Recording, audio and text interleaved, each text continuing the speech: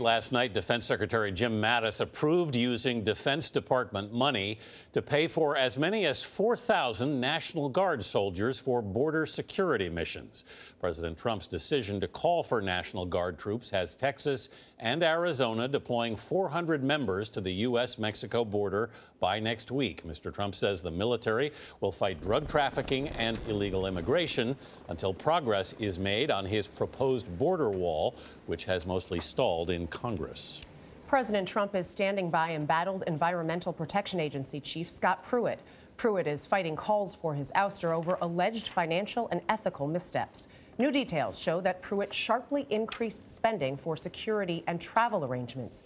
The EPA Assistant Inspector General says Pruitt took those actions because he has faced an unprecedented number of death threats against him and his family. For a look at these and other developments, we turn to Gabriel Debenedetti, Gabe, who's just started his new position as national correspondent at New York Magazine. Gabe, good morning. Congratulations. Thanks very much. Let's start with the latest rounds of sanctions, which are some of the toughest yet against Russia. Yeah, absolutely. The president has imposed these new sanctions, but really the president is the person who has been talking happiest about Russia, while the rest of Washington has been trying to crack down. These are sanctions that we've expected in some form or another for a long time after the Senate passed a sanctions program last year. But this is really aimed at cracking down on folks who are very close to Vladimir Putin. We'll see what happens next here. But obviously, a lot of people within the administration are saying it's time to actually talk tough and really crack down on these folks for their financial misdeeds. You talk about what happens next. We're going to see new National Security Advisor John Bolton take over next week.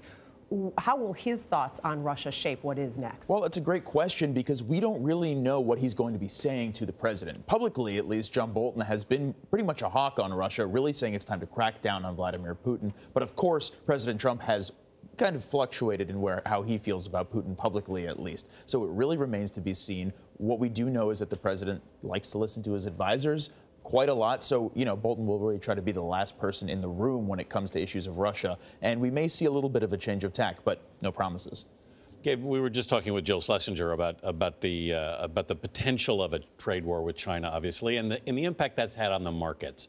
President Trump came into office with significant support in the business community. Is this eroding that in any way, do you think? Well, that remains to be seen. Obviously, stocks have fallen quite a bit, and there is a lot of fear of a trade war. There's a reason that people say nobody wins a trade war. And obviously, with escalating tensions between the United States and China and a number of our other major trade partners, people in the business community are certainly extremely wary. We haven't yet seen people pull the alarm yet, ring the alarm, say to the president, it's time to cut this out, because he's essentially said, I'm not going to cut this out no matter what you say. This is what I campaigned on. What about, though, going forward to the midterm elections and that concern? Obviously, we don't know whether this will escalate to a trade war, and that impact is definitely on those states that had supported him so much. Yes, absolutely. And a lot of those states, especially farm states in the Midwest, are states that also have big races coming up in the midterm. So you do have Republicans who are very concerned about this. Talking to folks on Capitol Hill over the last week, a lot of them are saying we're not sure that the president really understands the impact that this could have if China does retaliate on soybeans and things like that, for example. You had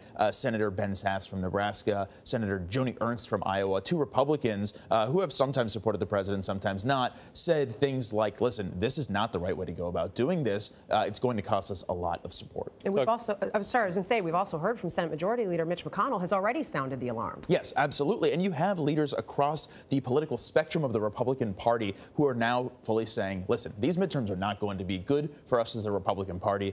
We need to wake up and pay attention and try and change course. You had Scott Walker, the governor of Wisconsin, who himself is up for re-election, saying this over the last few months, finally getting people in D.C. to pay attention. The question is, okay, once they start paying attention, what can they do about it? Mm-hmm.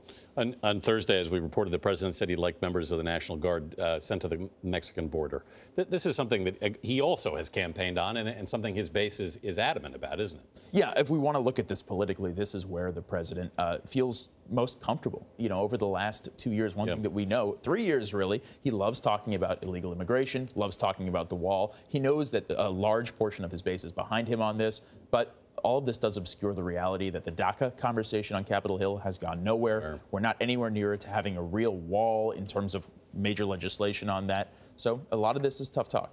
All right, Gabe Debenedetti, thanks so much for being with us this morning. Thank you. Tomorrow morning on Face the Nation here on CBS, Margaret Brennan will speak with Treasury Secretary Steve Mnuchin.